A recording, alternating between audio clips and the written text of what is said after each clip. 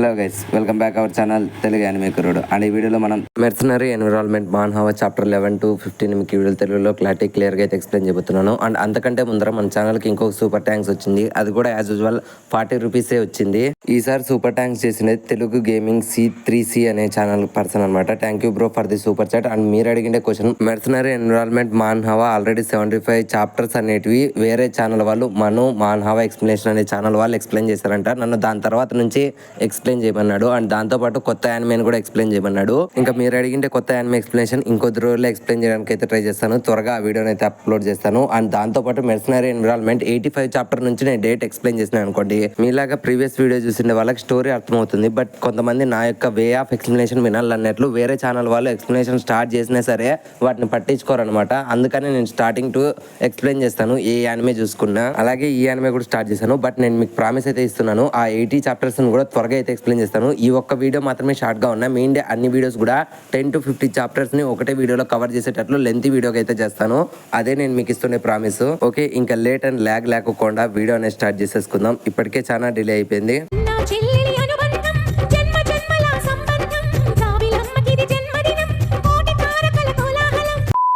And next scene లో మనకి ఈజన్ గారిని అండ్ తాతయ్య గారిని అయితే చూస్తారు. అప్పుడే తాతయ్య గారు బాధపడకుండా నన్ను క్షమించి ఈజన్, నేను తనని జాగ్రత్తగా చూసుకోలేకపోయాను. సో తనని ఎవరో ఒకరు బుల్లీ చేస్తున్నారు. బట్ తను ఎవరు పేరు చెప్పడం లేదు. బహుశా తను అనుకుంటా ఈ తాతయ్య ఏం చేయలేడు అండ్ తనకి బర్త్డే అవుతున్నాడు అని చెప్పి, అందుకనే తను నాకు ఏ విషయం చెప్పడం లేదు.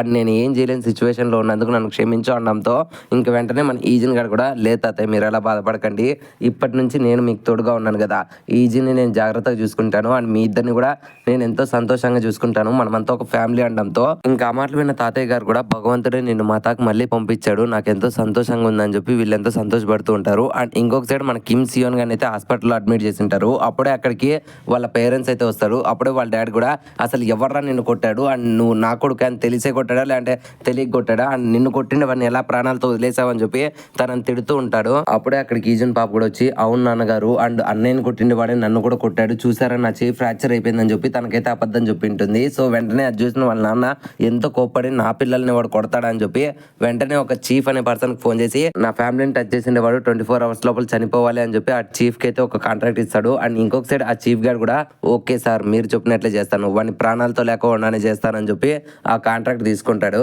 అప్పుడే మనకు తెలిసింది ఆ చీఫ్ గారు ఒక పెద్ద డాన్ అంట ఆ సిటీలో. సో వెంటనే వాడు తన కింద ఉండే అసిస్టెంట్లు ఇద్దరిని ఈజిన్ వాళ్ళ ఫ్యామిలీ దగ్గర పంపించి వెంటనే వాడిని పట్టకరమ్మంటాడు. ఇంక వెంటనే వానాయిలు కూడా వెళ్ళి ఆ తాతని బెదిరిస్తారనమాట, మీ ఇంట్లో ఆ ఈజిన్ గడు ఉన్నాడు కదా, మర్యాదగా మీరు వాడిని పంపిస్తే వాడిని మాత్రమే పట్టుకుపోతాం, లేదంటే మీ అందరినీ కూడా ప్రాణాలతో ఉంచమండంతో వెంటనే ఆ మాటలు విని తాతయ్య గారు కూడా ఎంతో భయపడతారు. బట్ ఈ గ్యాప్ లోనే కూల్ గా ఈజిన్ గడు వచ్చి, సరే తాతయ్య నేను వాళ్ళతో వెళ్ళొస్తాను అని చెప్తాడు. బట్ తాతయ్య మాత్రం భయపడుతూ ఉంటారనమాట.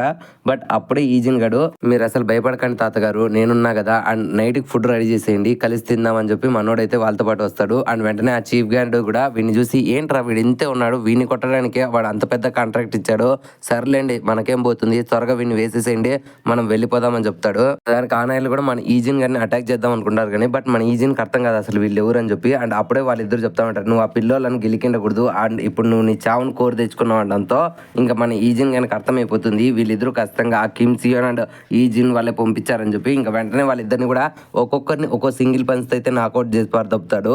అండ్ అది చూసి ఆ చీఫ్ గార్డ్ అయితే షాక్ అయిపోతా ఉంటా, ఏంట్రా నా బాడీ గార్డ్స్ ని ఒకటే పంచుకు నాకౌట్ చేసావా అని చెప్పి. ఆ చీఫ్ గార్డ్ అయితే మన ఈజిన్ గారి మీద అయితే అటాక్ చేస్తాడు. అండ్ ఈజిన్ గార్డ్ కూడా దాన్ని డాట్ చేస్తూ ఉంటాడు. అండ్ ఇక్కడైతే మన చీఫ్ గార్డ్ ఎంతో కష్టపడి మన ఈజిన్ గారి మీద అయితే అటాక్ చేస్తూ ఉంటాడు. కానీ మనోడు తీసుకునే ట్రైనింగ్ తో పోల్చుకుంటే ఇది ఒక జిజుబి అనే చెప్పొచ్చు. అండ్ వెంటనే మనోడు ఇంకొకసారి సింగిల్ పంచ్ తో ఆ చీఫ్ గారిని కూడా నాకౌట్ చేస్తాడు. అండ్ కింద పడిపోయింటే ఆ చీఫ్ గార్డ్, ఏంటి నేను ఒక హై స్కూల్ పిల్లోని చేతిలో పడిపోయాను, నాకు తెలిసినంత వరకు వీడు ఖచ్చితంగా హై స్కూల్ స్టూడెంట్ అయితే కాదు, అసలు ఎవర్రా నువ్వు అంటాడు.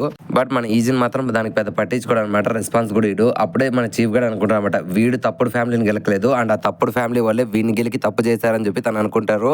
1 hour later. అండ్ అప్పుడే ఆ రిచ్ ఫ్యామిలీ వాళ్ళు వీనికి ఫోన్ చేసి, ఏరా వేసేసావా లేదా అనడంతో ఇంకా అప్పుడే చీఫ్ గార్డ్ చెప్తామంట, మీకు ప్రాణాల మీద ఆశ ఉంటే దయచేసి వానితో మాత్రం పెట్టుకోకండి అని చెప్తాడు. అప్పుడే వాడు తిడతామట, ఏంట్రా నువ్వు ఒక పొలిటీషియన్ కి వార్నింగ్ ఇస్తున్నావు అనడంతో దానికి ఆ చీఫ్ గారు కూడా చెప్తా ఉంటా, ఇది వార్నింగ్ కాదు సార్, ఇది ఒక సజెషన్ అని అనుకుంటాను, దయచేసి మీరు అంతా పెట్టుకోకండి అనడంతో ఇంకా మనోడు కూడా పెద్ద పట్టించుకోడు. అండ్ ఈ గ్యాప్ లోనే అక్కడికి ఈజన్ గడ్ ఎంటర్ అవుతారనమాట. ఇంకా తనని చూసిన వెంటనే ఆ పొలిటీషియన్ కిమ్ గడ్ అయితే, ఏంట్రా నీకు ఎంత ధైర్యం ఉంటే ఇక్కడికి వచ్చావు అనడంతో ఇంక వెంటనే మన ఈజన్ గడ్ కూడా మెట్లెక్కి వచ్చాను అంటాడు. సో వెంటనే నేను ఎవరు ఆపలేదా అనడంతో దానికి మన ఈజన్ గడ్ కూడా ఆపారు, బట్ వెంటనే ఆ నైలు పడిపోయారు, నాకు కూడా తెలియదు అంటాడు. ఇంక వెంటనే ఆ మాటలు విన్న తన మదర్ కూడా, ఏంట్రా నువ్వు ఇక్కడికి మా మీద అటాక్ చేయడానికి వస్తావా, సో నేను నిన్ను లీగల్ గా హ్యాండిల్ చేస్తానని చెప్పి పోలీసులు కాల్ చేస్తారని చెప్పి పోలీసులు చేస్తూ ఉంటుంది. సో ఆ మాటలు విన్న లీజన్ పాప కూడా, కరెక్ట్ అమ్మ చేస్తుండేది కరెక్ట్, ఇప్పుడు వీని లీగల్ గా పనుకోబెట్టించి మేము అనడంతో అప్పుడే ఆ మాటలు విన్న మన ఈజన్ గారు కూడా ఓకే మేడం అని చెప్పి వెంటనే తన మొబైల్ ఓపెన్ చేసి ఒక వీడియోని అనేది చూపిస్తారు. ఆ వీడియోలో మన లీజన్ పాప డయాన్ అయితే బుల్లీ చేసుకుంటా తన దగ్గర ఉండి 180 వాన్స్ అనేటివి పీక్కుంటుంది అనమాట. సో ఈ వీడియో ఎలా వచ్చిందని చెప్పి మన లీజన్ పాప షాక్ అవుతే అప్పుడే మనోడు ఒక ఫ్లాష్ బ్యాక్ సీన్ అనేది చూపిస్తాడు. మనోడు ఈ కాంపౌండ్ లెక్క ఒరిజినల్ గా ఎంట్రీ ఇచ్చేదానికంటే ముందు ఒకసారి దొంగచాటుకి ఇక్కడికి వచ్చి అండ్ ఈ కిమ్ గ్యాంగ్ గురించి ఎంక్వైరీ అండ్ కొన్ని ఎవిడెన్సెస్ కలెక్ట్ చేసుకుందాం అనుకుంటారు, కానీ అప్పుడే లీజియన్ తీసుకునే వీడియో అనేది దొరికింటుంది. అండ్ అంతేకాకుండా కిమ్ సియోన్ గానివి అండ్ ఆ ఒరిజినల్ కిమ్ గానివి మొత్తం అన్ని ఎవిడెన్సెస్ అయితే నా దగ్గర ఉన్నాయని చెప్పడంతో ఇంకా ఆ మాటలు విని ఆ పొలిటీషియన్ గారు షాక్ అయితే వన్ వైఫ్ అయితే పోలీసు వాళ్ళు ఏమైంది మేడం ఏదో చెప్తున్నారు అంటుంటే, లేదు సార్ ఏదో పొరపాటున ఫోన్ చేశారండి నేను మళ్ళీ చేస్తానని చెప్పి ఫోన్ కట్ చేస్తుంది. అండ్ అప్పుడే ఆ పొలిటీషియన్ గారు నీకేం కావాలి అనడంతో దానికి మన ఈజన్ గారు నాకు $500 కావాలని చెప్పి అమౌంట్ డిమాండ్ చేస్తాడు. సో ఆ మాటలు విని వాళ్ళు షాక్ అవుతే అప్పుడే వాళ్ళ అమ్మ మాత్రం, ఏంట్రా నీకు $500 మేము ఎందుకు ఇవ్వాలి అనడంతో అప్పుడే మన ఈజన్ గారు చెప్తా ఉంటా, అవునా అయితే నాకు ఇద్దండి, నేను దీన్ని ఎవరికి ఇవ్వాలో వాళ్ళకి ఇస్తాను అనడంతో అప్పుడే పొలిటీషియన్ గారు కూడా ఓకే అంటాడు. ఇంకా అప్పుడే మన ఈజన్ గారు కూడా ఓకే బట్ ఇంకో విషయం చేయాలి అనడంతో దానికి ఆ పొలిటీషియన్ గారు, ఏమైంది నా కూతురు ఏమన్నా నీ చెల్లెలికి వచ్చి సారీ చెప్పాలి అనడంతో అప్పుడే ఆ మాటలు విన్న లీజన్ పాప, నేను చచ్చినా సరే ఆ పని మాత్రం చేయను, మీరు ఏమన్నా చేసుకోండి అనడంతో అప్పుడే మన ఈజన్ గారు అంత పెద్ద విషయం ఏమో అవసరం లేదు, ఇన్ఫాక్ట్ తను సారీ చెప్పినంత మాత్రాన నా చెల్లెలకి ఏమైనా పెయిన్ పోతుందా, అండ్ తన పెయిన్ పోవాలంటే ఒకటే, ఇంకెప్పుడు తనని ఎవరు బుల్లీ చేయకూడదు, అంటే నీ కూతురు అండ్ నీ కొడుకు వెంటనే రేపటి నుంచినే ఈ స్కూల్కి అయితే రాకూడదు అనడంతో ఇంకా ఆ మాటలు విన్న మనోడు కూడా ఓకే నా పిల్లలు ఇద్దరిని నేను అబ్రోడ్ పంపిస్తాను అంటాడు. ఇంకా ఆ మాటలు విని మన లీజన్ పాప అండ్ తన మదర్ ఇద్దరు షాక్ అవుతారన్నమాట. అండ్ అప్పుడే ఆ పొలిటీషియన్ గారు చెప్తా ఉంటాయి, ఇది నా పొలిటికల్ కెరీర్ సంబంధించిన మీరు సైలెంట్గా ఉండండి అనడంతో ఇంకా అప్పుడే ఈజన్ గారు కూడా ఓకే అట్లయితే నేను వెళ్ళొస్తాను అండ్ రేపు పొద్దున్నే నుంచి వీళ్ళు మాకు కనపడకూడదు అనడంతో దానికి ఆ పొలిటీషియన్ గారు కూడా ఓకే అంటాడు. బట్ వెళ్లే ముందర మన ఈజన్ గారిని ఆ ఎవిడెన్సెస్ ఇచ్చేయచ్చు కదా ఒరిజినల్ అనడంతో అప్పుడే మన ఈజన్ గారు ఒక కన్నింగ్ లుక్ ఇచ్చి, నువ్వేమనుకుంటున్నావు నేను అంత అమాయకుని అనుకుంటున్నావా అనడంతో దానికి వీళ్ళు కూడా ఓకే వీడు మనల్ని ఖచ్చితంగా వాడుకోబోతున్నాడు అని చెప్పి అర్థమే చేసుకొని వీళ్ళు సైలెంట్ అయిపోతారు.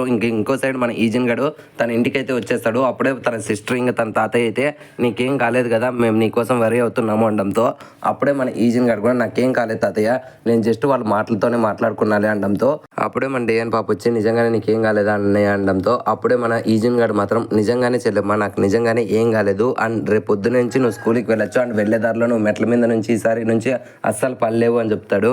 బట్ ఆ విషయం మన డేయన్ పాపకి అస్సలు అర్థం కాదు. అండ్ నెక్స్ట్ డే మార్నింగ్ మన ఈజన్ గారు అండ్ డేయన్ పాప అయితే స్కూల్కి వెళ్తారు. అండ్ మన డేయన్ సరే అని ఇక్కడ నుంచి నేను వెళ్ళొస్తాను అని చెప్పి తను వెళ్ళిపోతుంది. ఎందుకంటే తనను బుల్లీనెస్ చేయడాన్ని తన అన్నయ్య చూస్తే తట్టుకోలేడని చెప్పి తన అన్నయ్యకి బాయ్ చెప్పి మన పాప అయితే లోపలికి ఎంటర్ అవుతుంది. బట్ అక్కడ తనకైతే హూజిన్ పాప అయితే కనపడదు. అండ్ అక్కడే ఉండే స్టూడెంట్స్ అందరూ కూడా మీకు ఒక విషయం తెలుసా, నిన్న నైటే ఈజిన్ అండ్ కిమ్ సియోన్ వాళ్ళిద్దరూ కూడా అబ్రోడ్కి వెళ్ళిపోయారంటే అండ్ ఇంత సడన్ గా ఎందుకు వెళ్ళిపోయారో మాకు అర్థం కావడం లేదు అని చెప్పి వాళ్ళు మాట్లాడుకుంటూ ఉంటారు. ఆ మాటలు విని తను షాక్ అయిపోతుంది. అండ్ అప్పుడే తన అన్నయ్య చెప్పిన మాటలు గుర్తొస్తుంది అనమాట.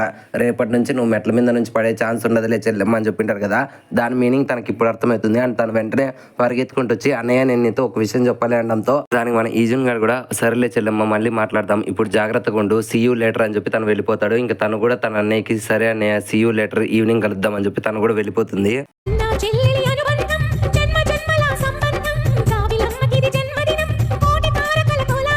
ఐ హోప్ ఈ వీడియో మీకు నచ్చిందని అనుకుంటున్నాను. సో ఈ వీడియో మీకు ఎలా అనిపించింది, నచ్చితే ఒక లైక్ అనేది వేసుకోండి అండ్ నచ్చకుండా డిస్లైక్ అనేది వేసుకోండి. అండ్ ఈ వీడియో మీకు ఎలా అనిపించిందో తప్పకుండా కామెంట్ సెక్షన్లో మాతో షేర్ చేసుకోండి. అండ్ కామెంట్ సెక్షన్లో మీరు షేర్ చేసుకునే ప్రతి ఒక్క కామెంట్ మాకు ఒక ఫీడ్బ్యాక్ అనేది ఇస్తుంది అనమాట. సో డెఫినెట్లీ కామెంట్ చేయడం మర్చిపోకండి. అండ్ ఇప్పటి వరకు మీరు మన ఛానల్ని కంటెంట్ని చూసి మరీ సబ్స్క్రైబ్ చేసుకోకుంటే ఇంకెందుకు వెయిట్ చేస్తున్నారు, ఇప్పుడే మన ఛానల్ సబ్స్క్రైబ్ చేసుకోండి అండ్ గంట సింబల్ని యాక్టివేట్ చేసుకోండి. మళ్ళీ నెక్స్ట్ ఇంకొక యానిమే ఎక్స్ప్లెనేషన్తో మీ ముందుకు వచ్చేస్తాము. Love you me Telugu anime కుర్రోడు.